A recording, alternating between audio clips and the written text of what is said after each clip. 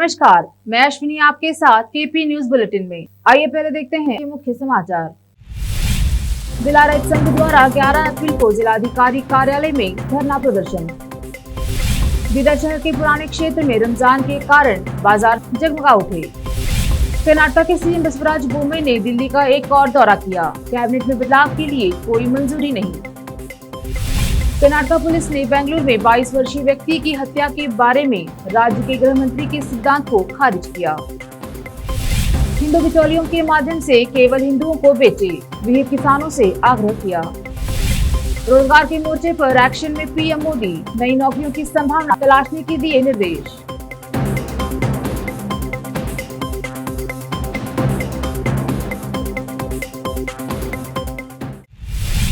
अब समाचार विस्तार से शुरू करते हैं स्थानीय समाचारों से। बीदर जिला रैत संघ के जिला अध्यक्ष मल्लिकार्जुन स्वामी ने शहर के एपीएमसी कार्यालय में पत्रकारों से बात करते हुए कहा कि जिला में किसान समस्याओं से घिरे हुए हैं। हमारी मांगे लंबित समय से पड़ी हुई हैं। इस माह की 11 तारीख को किसान पानी की मांग को लेकर धरना प्रदर्शन आयोजन कर रहे हैं। सभी राजनेता, धार्मिक गुरु सहित अन्य लोगों से इसका समर्थन करने की अपील की है। स्वामी ने कहा कि 9 अप्रैल को मुख्यमंत्री बसवराज बोम्मई सहित अन्य नेता विभिन्न कार्यक्रम में भाग लेने बीदर आ रहे हैं। इस दौरान उन्हें हमें भी समय देकर किसानों से बातचीत करना चाहिए। हमारे कैमरामैन साबिर खान का कवरेज। ಕಳೆದ ಸೋಮವಾರ ನಾವು ಇದೇ ಒಂದು ಸಭೆಯಲ್ಲಿ ಜಿಲ್ಲೆಯ ಅಭಿವೃದ್ಧಿ ಹಾಗೂ ಜಿಲ್ಲೆಯ ರೈತರ ಸಮಸ್ಯೆಗಳ ಬಗ್ಗೆ ಒಂದು ನಿರ್ಣಯವನ್ನು ಕೈಗೊಂಡು ದಿನಾಂಕ 11/4/2022 ಸೋಮವಾರದಂದು ಜಿಲ್ಲಾಧಿಕಾರಿಗಳ ಕಚೇರಿಗೆ ಮುತ್ತಿಗೆ ಹಾಕಿ ಪ್ರತಿಭಟನೆ ಮಾಡ್ತೀವಿ ಅಂತ ಜಿಲ್ಲಾಧಿಕಾರಿಗಳ ಮುಖಾಂತರ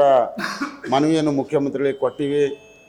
ಅವತ್ತಿನ ಒಂದು ಪ್ರತಿಭಟನೆಗೆ ನಮ್ಮ ಜಿಲ್ಲೆಯ ಜನಪರ ಚಿಂತಕರು ಹಾಗೂ ನಮ್ಮ ಧರ್ಮಗುರುಗಳಾದ ಎಲ್ಲ ಮಠಾಧೀಶರು ಸಹ ನಮ್ಮ ಜಿಲ್ಲೆಯ ರೈತರ ಸಮಸ್ಯೆಗಳ ಬಗ್ಗೆ ಹಾಗೂ ಜಿಲ್ಲೆಯ ಅಭಿವೃದ್ಧಿ ಬಗ್ಗೆ ಆ ಪ್ರತಿಭಟನೆಗೆ ಬೆಂಬಲಿಸಬೇಕು ಅಂತ ನಾವು ಈಗಾಗಲೇ ಅವರಿಗೆ ಮನವಿಯನ್ನು ಮಾಡಿವಿ।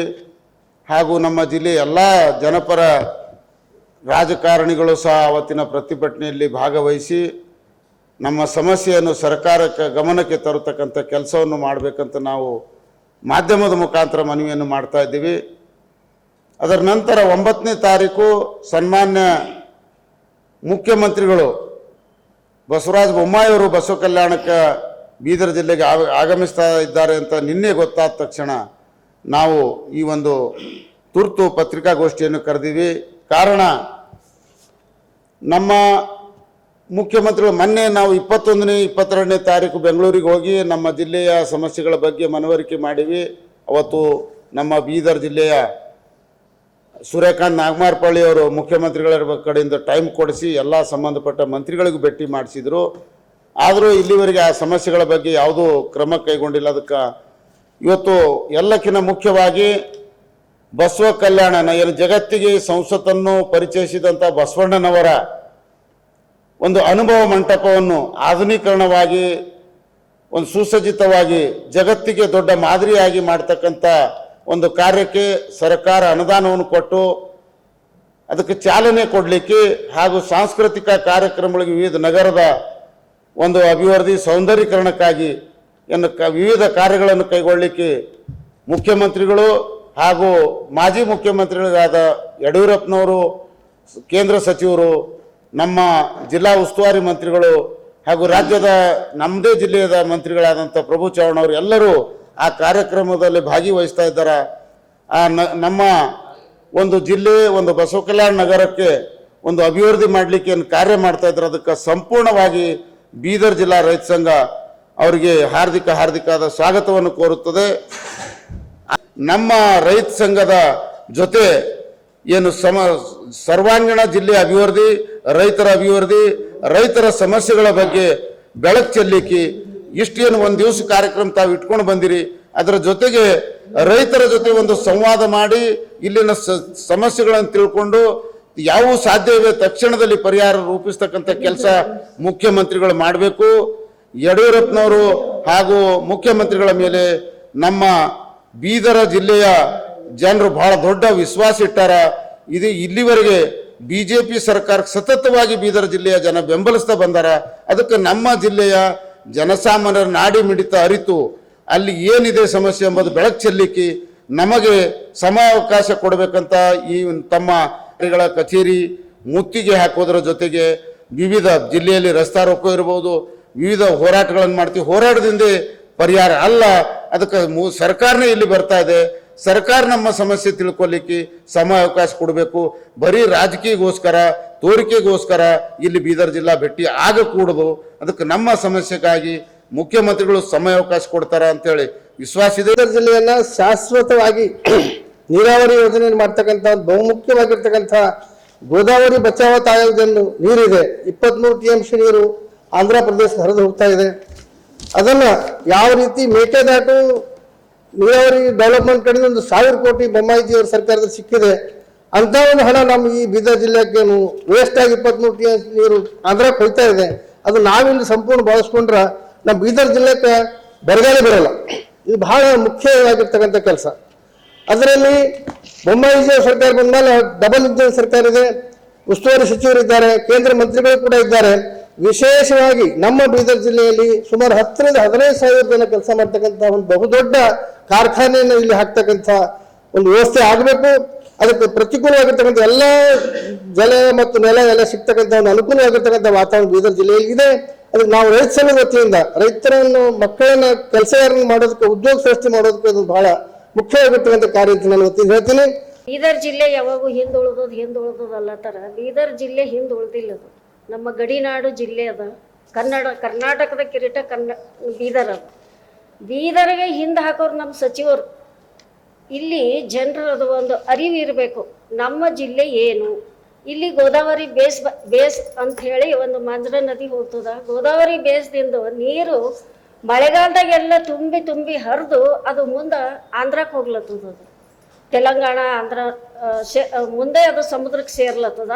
ಆ ಒಂದು ಮಳೆಗಾಲದಾಗ ನೀರು ಏನು ಹರಿದು ಹೋಗ್ಲತ್ತದ ಅದು ನಮ್ಮ ಬೀದರ್ ಜಿಲ್ಲೆಗೆ ತಡೆ ಮಾಡ್ಬೇಕು. ಅದು ಏನು ಚಿಕ್ಕ ಡ್ಯಾಮ್ ಅಂತಾರ ಏನು ಅಂತಾರ ಅಂತಂತ ಒಂದು ಡ್ಯಾಮ್ ಕಟ್ಟಿ ನೀರು ಸ್ಟೋರ್ ಮಾಡಿದ್ರೆ ಅದ್ರಲಿಂದ ನಾವು ಕೆರೆಗಳ್ನು ತುಂಬಬಹುದು. ಬೇಸಿಗೆ ಕಾಲದಾಗ ಎಲ್ಲ ಕೆರೆ ಒಡೆಗೆ ಹೋಯ್ತಾವ. ಇನ್ನೊಂದು ಆ ಕೆರೆ ತುಂಬ ಕೆಲಸ ಈ ಸರ್ಕಾರ ಮಾಡ್ಬೇಕದು. ಇನ್ನೊಂದು ಅಂದ್ರೆ ಏನು, ಪ್ರತಿಯೊಂದು ಹಳ್ಳಿಗೆ ಫಾರೆಸ್ಟ್ ಅಂತ ಮಾಡ್ಯಾರ. ಆ ಫಾರೆಸ್ಟ್ದಾಗ ಬರೇ ಒಂದು ಮುಳ್ಳಿನ ಕಂಟಿನ್ಯೂ ಬೆಳೆದು ಹೋಗ್ಯದ, ಒಳಗೆ ಮನುಷ್ಯನೂ ಹೋಗ್ಲಿಕ್ಕೆ ಬರ್ಲಾಗ್ಯದ. ಹತ್ತು ಕಡೆ ಗಮನ ಕೊಡಬೇಕಿದು ಸರ್ಕಾರ. ಎಲ್ಲ ಆಫೀಸರ್ಸ್ ಇರ್ತಾರ, ಅವರು ಏನು ಒಂದು ಫಾರೆಸ್ಟ್ ಡಿಪಾರ್ಟ್ಮೆಂಟ್ ಇರ್ತದ, ಸ್ವಲ್ಪ ಫಾರೆಸ್ಟ್ ಕಡೆ ಗಮನ ಕೊಡಬೇಕು.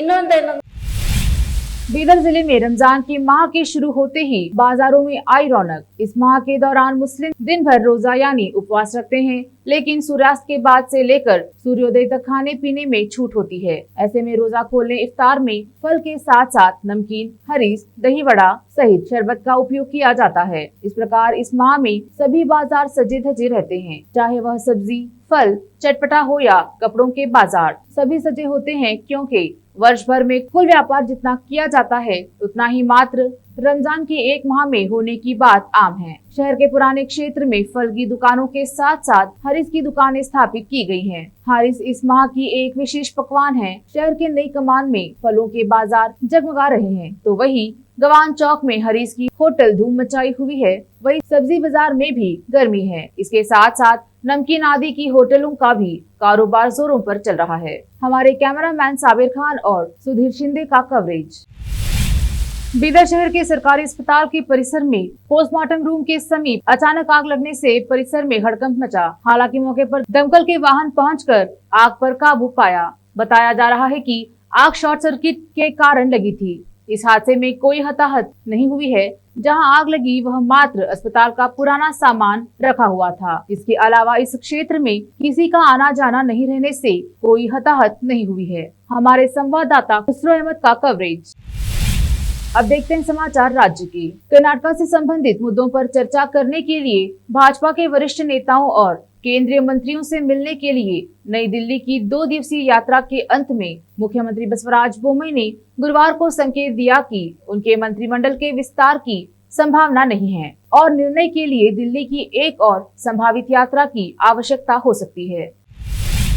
कर्नाटक पुलिस ने हाल ही में बेंगलुरु में हुई एक हत्या के मामले में राज्य के गृह मंत्री अरागा ज्ञानेंद्र के सिद्धांत को खारिज कर दिया है। ज्ञानेंद्र ने उस समय विवाद खड़ा कर दिया था जब उन्होंने दावा किया था कि बेंगलुरु में एक 22 वर्षीय व्यक्ति की हत्या इसलिए की गई क्योंकि वह उर्दू भाषा नहीं बोल सकता था। बाद में उन्होंने यह स्वीकार करते हुए अपनी टिप्पणी वापस ले ली कि उन्हें मिली जानकारी गलत थी। आम आदमी पार्टी में शामिल होने के कुछ दिनों बाद बेंगलुरु के पूर्व पुलिस आयुक्त भास्कर राव ने आशंका व्यक्त की है कि उनके खिलाफ मामले दर्ज किए जा सकते हैं या उनके खिलाफ छापेमारी की जा सकती है। उन्होंने कहा कि कल मेरे खिलाफ कुछ मामले दर्ज किए जा सकते हैं या मेरे खिलाफ छापेमारी की जा सकती है। मैं उनका सामना करने के लिए तैयार हूं। उन्होंने कहा कि आप प्रमुख और दिल्ली के मुख्यमंत्री अरविंद केजरीवाल को भी शुरुआत में ऐसी कई कठिनाइयों का सामना करना पड़ा। हमारे नेता अरविंद केजरीवाल ने कई बलिदान दिए हैं, उन्हें कई चुनौतियों का सामना करना पड़ा। समाज में जो भी सुधार की राह पर चलता है उसे कई चुनौतियों का सामना करना पड़ता है। मैं कर्नाटक से भ्रष्टाचार मिटाने का संकल्प लेता हूं। मैं दिल्ली में स्वच्छ प्रशासन के पक्ष में खड़ा हूं। विभाग में भ्रष्टाचार के बारे में बोलते हुए उन्होंने कहा कि उनके पास अपनी पसंद के एक अधिकारी को नियुक्त करने की शक्ति नहीं है। कर्नाटक में बड़े पैमाने पर भ्रष्टाचार का आरोप लगाते हुए उन्होंने कहा कि अधिकारियों को पोस्टिंग पाने के लिए करोड़ों रुपए का भुगतान करने के लिए मजबूर किया जाता है। विश्व हिंदू परिषद ने हलाल के खिलाफ अभियान जारी रखने के लिए किसानों से आग्रह किया कि वे हिंदू बिचौलियों के माध्यम से केवल हिंदुओं को अपनी उपज बेचे। हलाल प्रक्रिया हिंदू धार्मिक मान्यताओं का एक विरोधी है और जागरूक हिंदू समाज पूरे साल हलाल के खिलाफ अभियान जारी रखेगा। विहिप ने हिंदुओं से हलाल चिन्ह वाले किसी भी उत्पाद का उपयोग न करने की अपील की है। राज्य में विहिप राज्य आयोजक सचिव बसवराज ने कहा कि इस वर्ष से किसान अपनी फसल केवल हिंदुओं को ही बेचे। विधानसभा में विपक्ष के नेता सिद्धरामैया ने आरोप लगाया है कि भाजपा नेता समाज को बांटकर वोटों के ध्रुवीकरण के लिए भावनात्मक और धार्मिक मुद्दों को उठा रहे हैं। उन्होंने कहा, अगले विधानसभा चुनाव में बमुश्किल 1 साल बचा है। भाजपा नेता गैर मुद्दों को मुद्दों में बदलने की कोशिश कर रहे हैं। उनके पास दिखाने के लिए कोई उपलब्धि नहीं है और भाजपा शासन में भ्रष्टाचार व्याप्त है। इसे छिपाने के लिए वे हिजाब, हलाल, यात्राओं में विक्रेताओं पर प्रतिबंध, भगवत गीता और मस्जिदों में लाउडस्पीकर पर प्रतिबंध जैसे मुद्दे उठा रहे हैं। लोग भाजपा से तंग आ चुके हैं जो सद्भाव को नुकसान पहुंचाकर समाज को बांटने की कोशिश कर रही है। बीजेपी धर्म और परंपराओं के नाम पर लोगों को गुमराह कर रही है, लेकिन लोग सभी साजिशों को समझते हैं। हम लोगों के पास जा रहे हैं और हम उन्हें सच से अवगत करा रहे हैं। मुख्यमंत्री महंगाई जैसे मुद्दों पर मौन है जो लोगों के जीवन को प्रभावित करते हैं, लेकिन भाजपा नेता लोगों के जीवन से जुड़े मुद्दों पर भावनाओं को भड़काने की कोशिश कर रहे हैं। सिद्धरामैया ने कहा कि भाजपा मनुवाद में विश्वास करती है और हमें मानवतावाद में विश्वास है। अब लेते हैं थोड़ा सा ब्रेक, जल्द लौटते हैं ब्रेक के बाद। हिंदुस्तान के हर कोने में हम हैं मौजूद। 24 घंटे हालात पर गहरी नजर, खबरों से जुड़े चुपते सवालात और आपको दिखाता है धार्मिक, सामाजिक, राजनीतिक, लोकल और इंटरनेशनल न्यूज की सबसे बेहतर कवरेज जो आपको रखती है हर पल बाखबर। देश और दुनिया भर की खबर के लिए देखते रहें KP News 24/7। Noor education trust Bidar की ओर से चलाए जाने वाला Noor MEd and BEd college Bidar, recognised by NCTE Delhi and affiliated to Gulbarga University, Gulbarga. Admission are open for the academic year 2021-22. विशेषज्ञ और सक्षम शिक्षकों द्वारा शिक्षा प्राप्त करने के लिए नूर एमएड एंड बीएड कॉलेज में दाखिला लें और शांत वातावरण में शिक्षा प्राप्त करें। बीदर शहर में बेहतर शिक्षा का एकमात्र केंद्र Noor MEd and BEd college, Shahpur gate, Bidar. Phone numbers 9945283920, 8482221297। रोगियों की सेवा और देखभाल करना जहां बड़े सम्मान की बात है, वहीं ये एक सम्मानीय पेशा भी है। इस पेशे को अपनाने वालों को नर्स कहा जाता है और इसका प्रशिक्षण लेने को नर्सिंग कहते हैं। इस नर्सिंग कोर्स की शिक्षा लेने के लिए सुखद वातावरण और अच्छे प्रशिक्षण केंद्र की आवश्यकता होती है। नर्सिंग कोर्स की शिक्षा देने वाला बीदर में एकमात्र केंद्र है। श्री नानक झिर्रा साहेब फाउंडेशन बीदर की ओर से चलाए जाने वाला Shri Nanak Jhirra Sahib college of nursing affiliated to Rajiv Gandhi university of health science Karnataka, जहां पर विशाल क्लासरूम, बेहतर प्रयोगशाला, कम्युनिटी लैब, न्यूट्रिशन लैब, विशाल और सुखद वातावरण में नर्सिंग की शिक्षा देने की सुविधा, विशाल और सुंदर कॉन्फ्रेंस हॉल, हवादार और बड़ी सी लाइब्रेरी के साथ साथ सभी प्रकार की उपयोग की जाने वाली सामग्री के साथ एनाटॉमी लैब और एडमिनिस्ट्रेशन ऑफिस उपलब्ध है।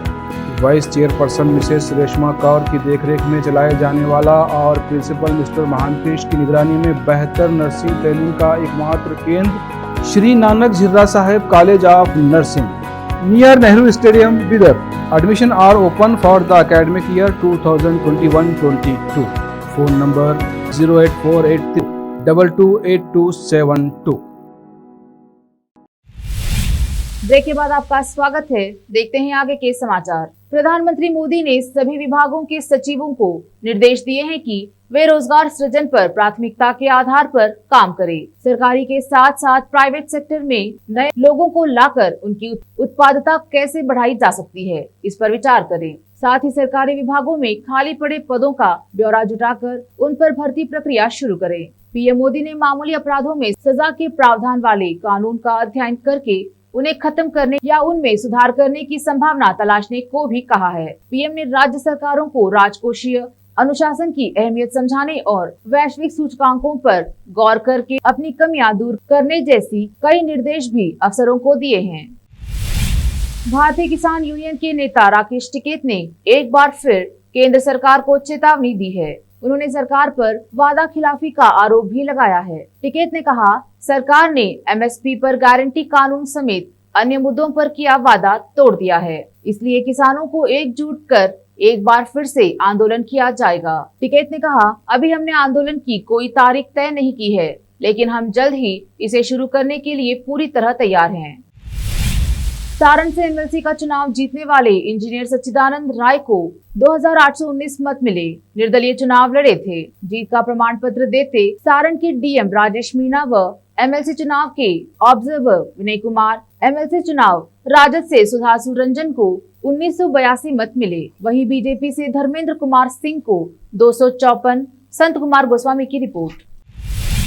महाराष्ट्र में बीजेपी और सत्ताधारी शिवसेना के बीच घमासान जारी है। 57 करोड़ रुपए के घोटाले के आरोप में बीजेपी नेता और पूर्व सांसद किरीट सौम्या और उनके बेटे नील सौम्या के खिलाफ मुंबई में केस दर्ज किया गया है। अब इस पर शिवसेना के राज्यसभा सांसद और पार्टी के मुख्य प्रवक्ता संजय रावत ने तंज कसा है। संजय रावत ने ट्वीट कर कहा है कि बाप बेटे को अब जेल जाना पड़ेगा। संजय रावत ने ट्वीट किया, mark my words, INS Vikrant के नाम पर करोड़ों रुपए जमा कर देश और जनता को ठगने वाले सोमैया बाप बेटे को जेल जाना होगा।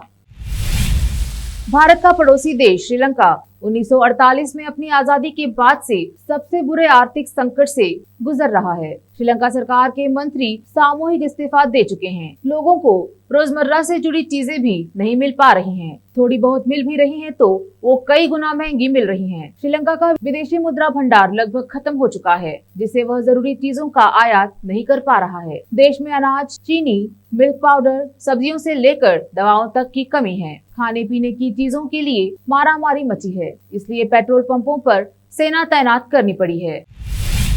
अब देखते हैं समाचार फिल्मों के। शाहरुख खान ने खुद को बताया थलपति विजय का बड़ा फैन। साउथ स्टार की बीस्ट का ट्रेलर देख लिखा रिव्यू। अब देखते हैं खेल जगत के समाचार। पाकिस्तान क्रिकेट बोर्ड प्रमुख रमीज राजा भारत और पाकिस्तान के बीच क्रिकेट होते देखना चाहते हैं। उनका कहना है कि राजनीति को खेल से दूर रखा जाना चाहिए। अब देखते हैं समाचार बाजार के। देश में महंगाई बढ़ती ही जा रही है। आज पेट्रोल और डीजल के दामों में फिर से बढ़ोतरी हुई है।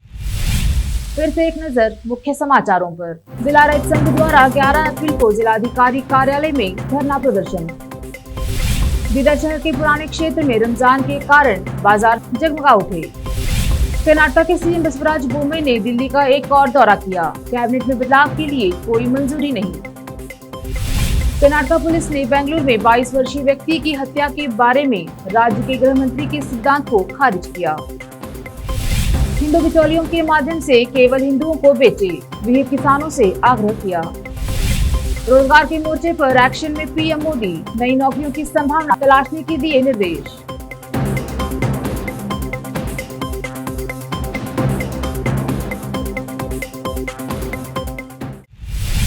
केपी न्यूज में इस वक्त इतना ही।